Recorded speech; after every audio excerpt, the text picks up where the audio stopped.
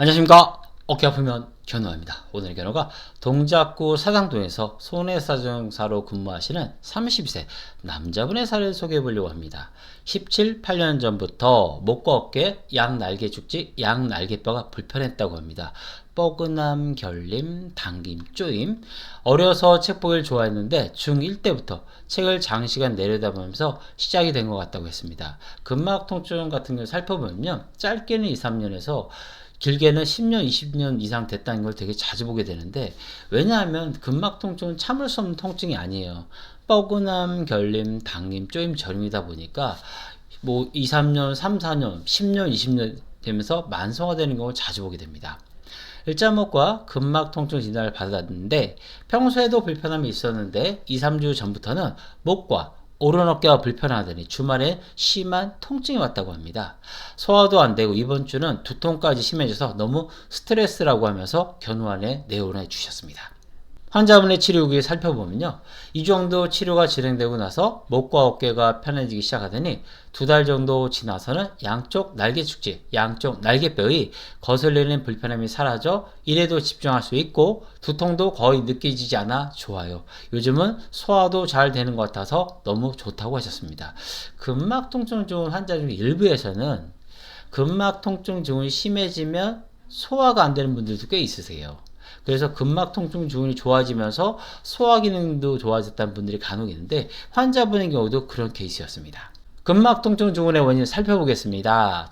내부적 원인과 외부적 원인인데요. 내부적 원인으로는 지나친 자기 통제나 자기 억제, 지나친 강박이나 몰두, 지배하면서 완벽주의적인 성격, 업무지향적인 성격에서 많이 나타날 수 있고요. 외부적 원인으로는 잘못된 자세, 과음, 과로, 불면, 외상 등이 해당됩니다. 환자분의 발생 원인 살펴보면요, 잘못된 자세, 아무래도 손해사정사 일을 하다 보니까 계속해서 컴퓨터 한다든가 서류 작업하면서 내려보게 되겠죠. 그 다음에 아픈 부위에 대한 불필요한 자극, 환자분도 목이나 어깨, 양날개 축지, 날개뼈가 아프면 그걸 자꾸 자극하거나 마사지하는 그런 패턴이 있었습니다. 그 다음에 술을 주 3, 4일은 마신다고 하셨어요. 근막 통증 좋은 악화요인 중에 가장 흔하게 보는 게 2가지가 뭐냐면 술과 커피예요. 일단 특히 커피는 어느 정도 조절할 수 있는데, 특히 애주가 같은 경우엔 근막 통증 증후군이 생기면서 고생하는 경우가 많습니다. 근데 환자분께서는 적극적으로 협조해 주셔서 좋은 결과도 있었던 것 같습니다. 주의사항 살펴보겠습니다. 첫 번째, 음주량과 마시는 횟수를 조절한다. 환자분의 경우에 주 3, 4일 마신다고 하셨잖아요. 그래서 금주를 하면 너무 좋지만 할 수 없다면 양과 횟수를 줄여달라고 부탁드렸습니다. 두 번째, 불필요한 자극을 줄인다. 근막 통증 중에 오래된 환자분의 패턴을 보면 해당 부위를 자극하거나 마사지하는 자기만의 방법이 있어요. 예를 들어서 날개 축지나 날개뼈라면 이런 거라든가 뭐 이런 것들을 한다든가 두두두 때려본다든가 이런 방식들이 있거든요. 그러한 불필요한 자극을 하지 말거나 줄여야 됩니다. 세 번째, 본인만의 확인을 하지 않는다. 이번과 거의 유사한데요. 본인만의 보통 확인법이 있어요. 그래서 근막 통증이 오래될수록 본인만의 확인법을 하지 않는 게 중요합니다. 네 번째, 스트레칭을 하지 않는다. 2번, 3번, 4번이 거의 비슷하게 다니는데, 근막 통증이 오래될수록 거기만 확인한 스트레칭이나 자기만의 확인법을 절대 해서는 안 됩니다. 근육통이 아니에요. 근막 통증은 근육을 쌓인 근막의 통증 유발점이 잡히면 생기는 거기 때문에 해당 근육을 자극하게 되면서 근막이 자극되면서 더 증상이 심해질 수 있기 때문에 자극하지 않는 것이 좋습니다. 다섯 번째, 시설을 눈높이로 하면서 엎드리거나 누워서 돌아 누워서 화장실에서 스마트폰을 하지 않는다.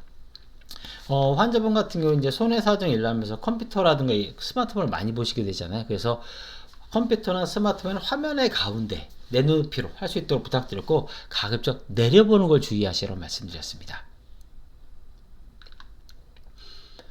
치료 방법 살펴보겠습니다. 첫 번째, 목, 어깨, 날개 축지, 날개뼈 근육을 풀어주면서 목, 어깨, 날개 축지, 날개뼈의 바른 정렬을 도와주고, 음주 등의 주의사항을 준수하며 아픈 부위에 대한 자신만의 확인법을 하지 않으며 기혈순환시켜 근막을 정상하고 원기를 끌어올려 근막을 활성화하게 되면 괴로움과 고통에서 벗어날 수 있습니다.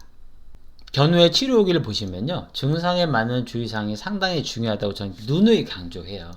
오십견이든 근막 통증 증후군, 어깨 석회성 원염이든 각 해당 질환에 대해서 또는 환자 패턴별로 강조하는 주의사항이 있는데요. 환자분 같은 경우에 근막통이 가장 흔한 게 뭐냐면 일단 첫 번째 술이었어요. 일단 술이 많이 들으면 근막통증 무조건 나빠집니다. 그래서 양과 횟수를 조심하셔야 되고요. 이 환자분도 근막통증 오래되다 보니까 자기만 확인법 이런 것들이 있어요. 뭐 때린다든가 비벼보고 이런 것들이 있거든요.